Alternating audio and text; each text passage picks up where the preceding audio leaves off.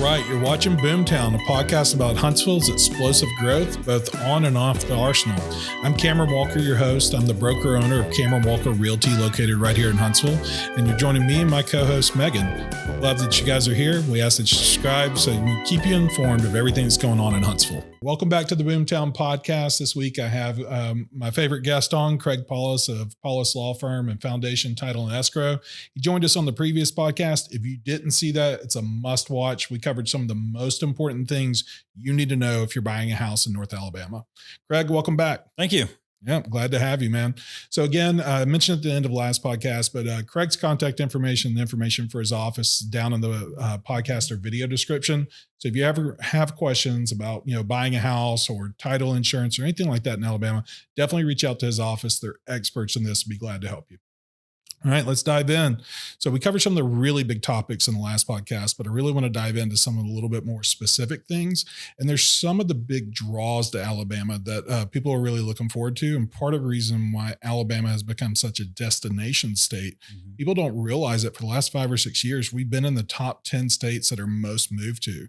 And a huge segment of that population. Wait a minute. You're not telling people that, right? I don't want to really mess it up. Yeah. Somebody told me you don't want to sell, you don't want to dig the gold. You want to sell the shovels, right? Yeah. So a big part of that is actually people approaching or at retirement. And because there's so many retirement benefits, but going in particularly around taxes, but that also bleeds over into property taxes. So if you're coming here from California, New York, New Jersey, Chicago, you're paying out the wazoo for property taxes. And here we have so many benefits. So can you dive into that a little bit? Yes. And we have some of the lowest property taxes in the country. And I love the look on somebody's face when they're from New England. I think New England has some pretty high property taxes. And they're like, so this number here, that's per month. I'm like, no, that's for the whole year. Yep. And so taxes in Alabama, they are paid in arrears. The bill comes out in October. It's late, January 1. That's, I guess, has something historically to do with farmers bringing in the harvest so they can pay their taxes in the fall.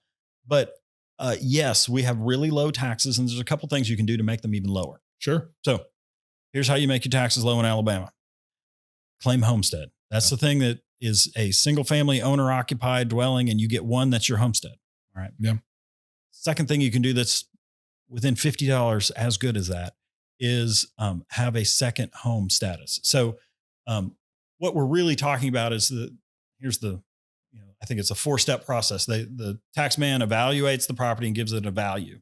Then they put it in a category, which is utilities, which we're not talking about. Single family owner occupied, which they take 10% of the value, apply the millage rate, and then give you a bill, and they subtract, a little bit. They subtract $10,000 or whatever and kick out a lower number if it's your homestead. But that's why that $50 difference. But so the category is hugely important, because everything else, category 3 is everything else, the rental properties, the commercial properties, the regular vacant land is going to be 20%. So single family owner occupied, 10% of the value before they apply the tax rate. Everything else is 20%. So if your rental property is 20%, it's double what you're going to do on your home. Well, if single family owner occupied doesn't mean just one, you get one homestead.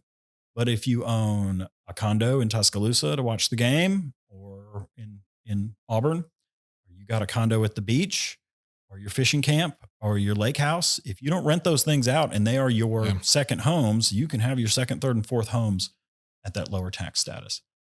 Another great way to save taxes in Alabama is if you have some acreage, you can carve off where your home is, and the acreage can be put into agricultural use. Even if you're just growing hay or timber. Timber's pretty low maintenance crop. Okay. Absolutely. Let it go. Yeah. Leave it alone for 20 years. You're gonna be all right. There you go. So those go into what we call present use. And those tax bills are so silly low, you don't even understand them. It's like you're paying taxes on a typewriter. Okay. I mean, Absolutely. It's nothing. But there's a catch. When you take that land and you flip it from agricultural use into something else, you're going to pay rollback taxes. Right. And rollback taxes are something to be aware of when you do go into these things. You need to claim these things, talk to your tax man. And I say tax man because it's different in every county. There's 67 counties and nobody wants to do it the same way.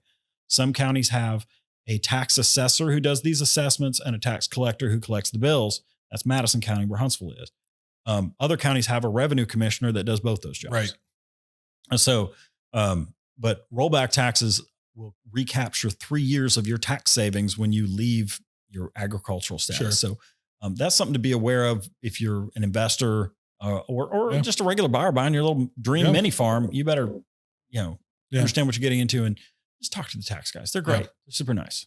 Well, and knowing you're going to be somewhere for 20 years makes a difference versus knowing you're going to be there for 4, right? Right. And it is important because people moving here from other parts of the country, they might sell a single family home on a half-acre lot. Then now they're buying this monstrosity McMansion here on a 10-acre, and they pocketed a little cash too, right? Yeah. So it is more common to get more land here. It is. And there are great benefits for people who are disabled. We see folks who are, when you're older, when you get 65, there's extra tax benefits. When you get older, they'll look at your age and income, and you can wind up with some incredibly low tax bills in Alabama, and even be totally exempt from property taxes. Absolutely. That's one of the biggest benefits. My dad said he retired maybe 15 years ago. And he's like, in one of the states where after 15 years of retirement, he has more net wealth than he did when he retired. And a lot of it does have to do with these tax advantages, and particularly around property. So there are some surprises for people when they buy here when it comes to the property tax. Probably the number one I see, because I do work with a lot of new construction, is people, when you prorate the taxes at closing, the county or the city has assumed that land was dirt up until the point you bought it. So the builder pays their portion, but they're paying at a lower rate because they were considered unimproved land. Right. So what that has to do with is when builders write their contracts, and some of the builder contracts, most of them will say, we will prorate the taxes based on last year's tax bill. Right. Well, last year's tax bill, it was a vacant lot. Now it's got a beautiful home on it, and the value is jumped way up there. Yeah. And the other thing is that tax day, October 1, is the beginning of the tax year. That's what determines your status, single family owner occupied or not. Well, that builder is not living in that house. Right. So we've got, vacant lot. Last year's tax bill was $200. Now we've got $500,000 home that's not owner occupied, and the bill jumps to $4,000 or more, whatever. I'm not doing any hard math here. So, you're going to wind up with a shock because they're prorating that $200, and you're going to wind up with a big fat bill in year one. And you're going to think, well, wait a minute, I claimed homestead. Doesn't take effect until the October 1, the next October 1. So you really get hammered that first year. Negotiate, plan, make a deal. Absolutely. And I'll say this from my experience, I have never had a builder in the history of me selling homes that allowed us to alter their contract. So it is a point of negotiation that needs to go in as an additional provision or a concession, rather than you thinking you're going to get to redline their contract. Right.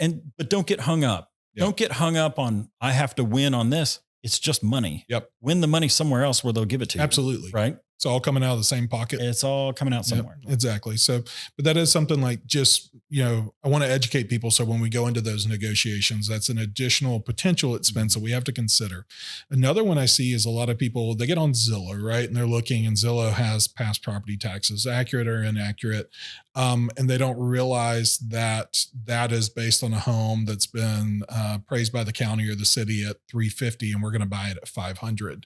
Well, the moment you close on that, the county now knows it's worth $500. They're going to adjust the taxes accordingly. But they aren't supposed to chase the sale. So if they're supposed to follow a neighborhood trend. And I have the most experience here in Huntsville, and I know the tax assessor here. He's a former realtor, very nice guy, very knowledgeable. And he understands the markets because he was a real estate broker. And they're not supposed to, and they don't chase the sale. I hear in other counties they do. And there's some friends of mine have gone after it, but they do reassess every property every year. And when you see property values trending up, you might be the outlier, but you're the guy who's pulling everybody else along with you. It's not going to hit you in year one. Yeah. It's not going to be unique to you over time. It is going to adjust up, but that is something I like to point out to people. Like, and it's not just the neighborhood, right? That might be 200 homes. We might be looking at the 2,000 surrounding it too, depending on the area, the city, the density, all that. So it is something people have to consider, because a lot of times they just make that assumption that what they see on Zillow for property taxes will be theirs. And even if it was accurate, it won't. But if you get a good appraisal and during the course of that, and you take it to the tax assessor, they'll usually honor that. And they'll bring your property down in value on the tax records if you see something that's high. So they try to be fair. Nobody's trying to get you. Yeah. Well, somebody might be trying to get you, but taxman's job is to raise revenue. And I've had clients and friends at the beach who've seen just radical changes in their tax bills there. And the difficulty is, an attorney I know actually organized the neighborhood and they sued to lower their taxes, and they won for that year. And then the next year they did it again. They reassess every year. So yeah, absolutely. So, you kind of mentioned knowing somebody locally that does the taxes. So something that's really difficult for people to follow, and it's really hard for me to illustrate over a video, although I do my best, are these areas where Huntsville overlaps with county, whether it be Madison County or Limestone, or Madison City overlaps with Madison County, Huntsville, Limestone, even Athens now, and how that can impact tax rates. Yeah, the tax rates differ by jurisdiction. Mm-hmm. They're going to be lowest when you are in an unincorporated part of the county. And I've lived places where you had townships. If you look at a really old map, you'll see a township on it, but that's not a separate thing really. You are in the county or you're in one of the towns, which is also in the county. So the towns will have, even the little ones, Owens Crossroads and Triana and New Hope will have a little bump on the taxes, but they're higher in Huntsville and Madison here in this area. And Athens has a little bit higher, but they're incrementally higher. Our taxes are so low. Quit whining, everybody. Their taxes are fantastic in Alabama. And they do so much, make things go so far. I really think we have a lot of good stewards here in North Alabama. Yeah. And you see where the tax money goes, and it's really well utilized. I'm 100% on board with you on that. And having moved here from Northern Virginia, my taxes got cut in half for the same price house. So, and I was on the lower end of savers. I know people here, to your point a few minutes ago, that they do ask if our annual taxes are monthly, and they, even if they were monthly, they would still be coming out ahead in some cases, particularly like New Jersey for whatever reason. But I have people that do move here, and that's really important to them because they are min-maxing their retirement, right? So they're saving every penny they can so they can retire earlier or prepare for those challenges. So I do like to illustrate those points of the map, and I'm going to use Madison as an example. That's where I live, and I'm on the Limestone side of Madison. Okay. So 2 years ago, everybody in Madison paid the same tax rate. Last year, the residents of Limestone opted not to continue to contribute to Madison City Schools in a certain way that resulted in my property taxes being slightly lower than somebody that lives a mile from me whose kid may go to the exact same schools. We vote in the exact same elections. We have the exact same utility providers. The same cops show up to my house, show up to theirs, but I pay slightly less.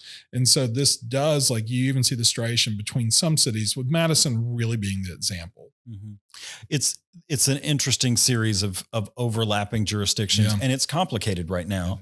And this is a time of change, as we see, Madison, this is off real estate, but Madison has a weird structure to it that they elect their mayor and I think it's 5 city council members all at the same time. Yeah. So you can have a total, redo, a complete reset of the city government. Yeah. And then they can also, and then I think it's the city council that appoints the school board. So really, you have a drastic change in one election cycle.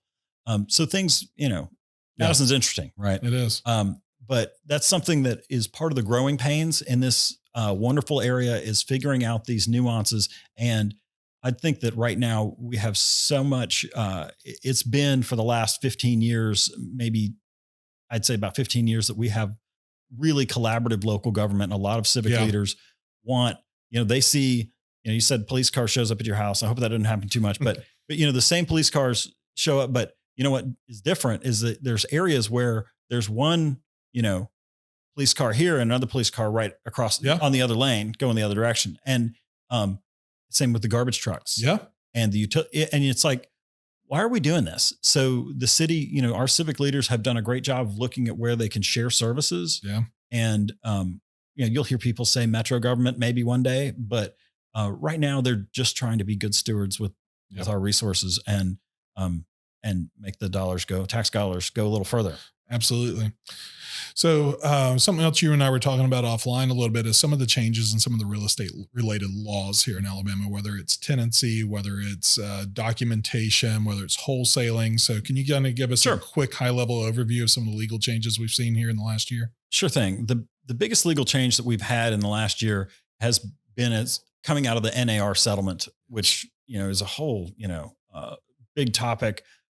It's interesting, but some of the provisions of the settlement required practice changes by the realtors, and um, one or two of those things were saying things like, unless required by state law, you have to do this. Well, the legislature's in session, so they went around and went ahead and passed some state laws. So you do not have to sign a contract. I think it's not in effect, but by the in the next couple of weeks, this will go into effect. You don't have to sign a contract, and instead the realtors are going to be a little more what we call RECAD forward. The RECAD stands for the Real Estate Consensual Agency Disclosure. Yes. Did I nail it? You got it. Yes. I'm not even a realtor. Anyway, RECAD is a disclosure that you're going to get earlier in the process so that agents can explain to you, look, this is my role and these are my obligations depending upon the type of contract we have.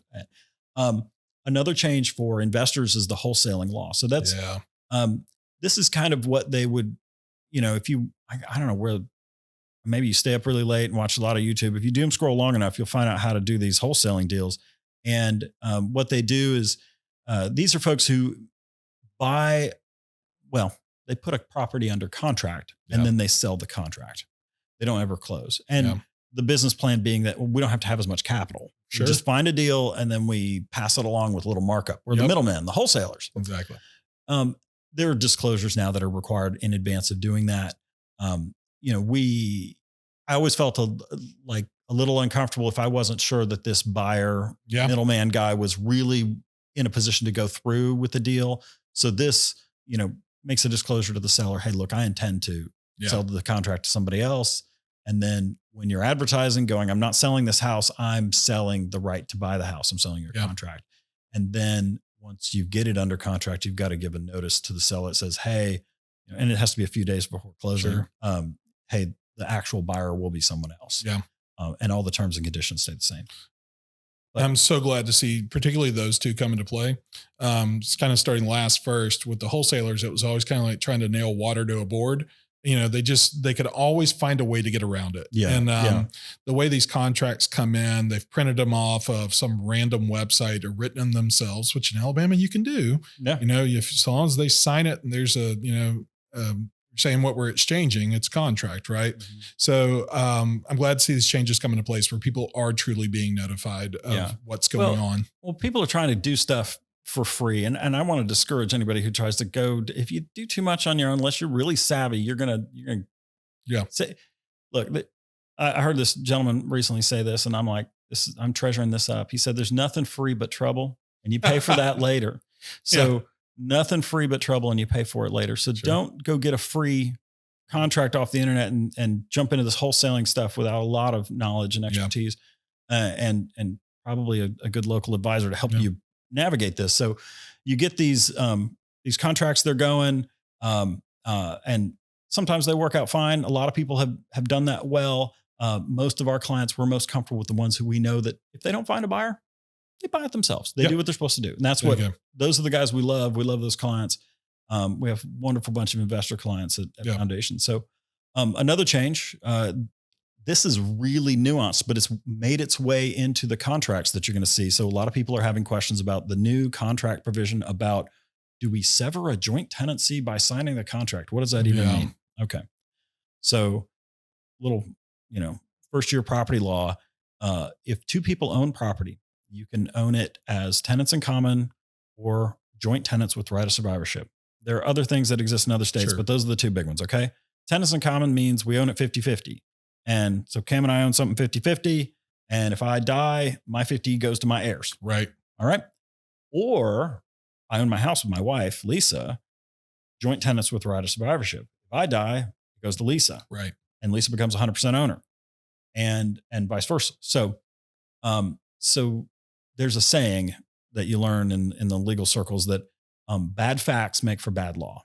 Okay. So once upon a time recently, or a three brothers owned a garage that was a business, like a repair garage, Sure. body shop or whatever it was. And they decide to sell. So they go under contract and one of them dies. They were joint tenants with right of survivorship. So the two survivors became the sole owners and they go, sweet. Instead of getting a third, I'm getting half. Sure. Sorry about our, Yeah. sister-in-law widow who just, like, wow. Right.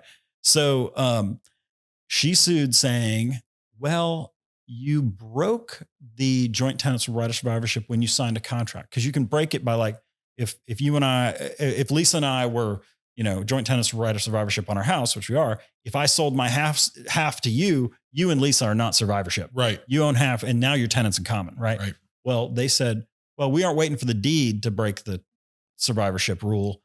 Just signing the contract was enough. And, it's bad facts to see this widow lose their nest egg because her husband died before the contract closed, before the deal closed. So and there were disciplined reasons for this. I mean, it wasn't just about taking care of her, but that's the law now in Alabama, that signing a contract can, unless you specifies otherwise, can break survivorship rules, the joint tenancy with right of survivorship. So that's now in all the contracts that the realtors use. And that's why, and that's what it says. And 99% of the time, you better check the box that it does not sever joint tenancy, because just last week we had an elderly couple and one of them died. And before we closed, his spouse is going to be able to sign on time as expected without any weirdness. Yeah. But if that hadn't been the case, we'd be probating an estate and waiting 6 months for at least. If you got a family member you want to drop dead, put some property on for sale. It seems to happen all the time. I know. I kind of came up, dude. I came up during the COVID era too. So I've sold quite a few properties in the last couple of years that, were inherited properties. And there is a litany of ways that property can be passed on to somebody, proper, improper, however, but everybody seems to think they have the ability to sell this property. And one we just closed with you guys last week, we went through a lot of headaches. It was related family members had inherited properties next door to one another. Mm-hmm. My clients, the sellers, everything had gone through the proper channels. They had inherited the property. They were now on the title. The neighboring property had a shed on our property. That was a family member they were no longer in contact with, who was co-owned the property with a sibling who they were in contact with. But there was no documentation, not only to show that they owned it, but that the person who owned it prior was even deceased, much less these people inherited it. Yeah. And so we wound up with this whole quagmire, right? And when the end result was we just moved the shed off the property, and that solved all our problems. But they're still in whatever quagmire they were in next door. So talk to us a little bit about how property is handed down through inheritance, things like that. Sure. So if there's not a survivorship deed and or the last of the survivor passes, you look for a will, right? And look for a probate and ask yourselves a lot of questions like, is there a will? Is there not a will? Does the will have a power of sale? If there is a will, how long ago did this person die? So if it's been more than a couple of years, we will, and no will has been filed and it's really clear what the family tree is, we can do affidavits and move along. And sometimes we can shore up what the title is, and we get disinterested parties to give us that. And title insurance underwriters, if we follow all the rules and document it very carefully, we can do that. But I had one last year that they wanted to take that approach and I couldn't do it because every time I interviewed somebody to give us an affidavit, well, what about so-and-so? Yeah. And it's like, oh, who's that? And it's like, oh, that's so-and-so's kid, but they don't talk anymore. And he moved away and nobody knows where he is. And he quit coming to the family reunions. I'm like, he's an owner. Yeah. And if he's dead, his kids are owners. So, so that one's not the easiest. When we do go through probate, we're going to be looking for, Alabama law says that the heirs own the property the moment somebody dies. We got to determine who the heirs are. We want to see wills probated. And the thing that kind of gets people, out of shape, and I mentioned the 6 months earlier, it'll get you bent out of shape if you find out that you can't get your money right away. Right. But if someone has passed away and you probate the estate and you give notice to creditors, they have 6 months to come forward. And they get a lien on the property if we don't make sure they get paid or set Yeah. that money aside for them. So we can go ahead and close. We don't have to wait 6 months to close, but the money's going to sit in escrow Yeah. until we make sure all the claim, any kind of creditors have come forward and saying, that guy Yeah. owed me money before he died. And we love it when the estate attorneys take care of that. Although we do hold escrow for estate attorneys when they ask. Yeah. And we've dealt with this in the past with one of my clients. So for sure. Something else I see a lot more use of nowadays are trusts. Mm-hmm. So tell us a little bit about trusts. Yes, trusts are very Alabama. common. People love trusts because they can keep you out of sometimes mean you don't have to open a probate case and probate the will. But I used to practice in Ohio. Probating a will was expensive. There was, the personal representative got a fee. I know in other places it can be very expensive. There's transfer taxes. So you go ahead and put everything you own into a trust, and then, the trustee, and you just say who the successor trustee is when you die. We just need to see that documentation, and we do not pry. We're allowed to rely on a certificate of trust. So we're comfortable if we can see a certificate of trust prepared by the estate attorney that tells us who owns things. The difficulty is, of course, we really need to see and talk to everybody and know. Yeah. And we're not being difficult. It's just part of the procedures that protect everybody, because, seller impersonation is real. And I could throw if I see a property that says it's owned by a trust, I can claim to be the trustee. Sure. Right. And there's no land records or paper trail to really tell us. Yeah. So we have to talk to some people we know and trust, like estate attorneys that we know and trust to be comfortable with those. Yeah, absolutely. I mean, I did an entire video about a year and a half ago on some of the different frauds and scams that we see in real estate. And we really have to be diligent in that. And there's so much land that gets passed down from generation to generation. You might not have had anybody in state that owned it for 3 generations. And then now we get a random phone call. Hey, I want to sell this lot out in Tony. And we got to verify who that is. Well, most of the time they'll want to sell the random lot and the guy's dead who supposedly owns it, right? Because the land records don't automatically update. You got to put something in there when someone passes away. So impersonating dead people is pretty common. And we've had really good attorneys, fall for this, and it's so convincing, and the deep fake technology is next. And I said years ago, I did a presentation. You may have been at one of them. I said, man, if those fraudsters knew what I know, man, I could rip this. They rip this off for, a gazillion dollars a year. They figured it out, and and I had nothing to do with it. I didn't tell them nothing. They're getting gazillions now, and it's pretty scary. Yeah. No, I mean, my wife works for the Bureau, right? And I've spoken with some of their forensic accountants before, and just out having a beer, and they're like, well, how would you move money? And I've told them, they go, oh, we need to write that down, because I have 15 years of banking experience. And I know how money moves, and I know what the rules and regulations are, and when it has to be reported and when it doesn't, and how much you can move before hitting those from how many different places. Right. And it doesn't take, a degree in anything to figure those things out. You just kind of have to study the moving pieces for a little bit. Well, same thing in real estate. Right. And there've been special kind of enforcement areas where certain cash transactions, we're worried about money laundering. Yeah. Certain areas, geographic targeting orders is what I think they're called, where you're supposed to make a report of any kind of cash transaction that doesn't involve a bank. What we've heard is that is expanding to basically the entire United States. So if you come to me with a cash deal, and these things are going to get ironed out, and the sky is not falling. Okay. Yeah. But the way they write these rules sounds like, I want to put my kids on the deed. It's like, well, I got to tell the feds. Yeah. That's what it looks like on the rules. And we'll see how this shakes out before it takes effect. Because, like the Corporate Transparency Act sounded like the sky was falling and everyone's going to have to file their small businesses. And now they're like, just if you're not a U.S. citizen. I mean, right.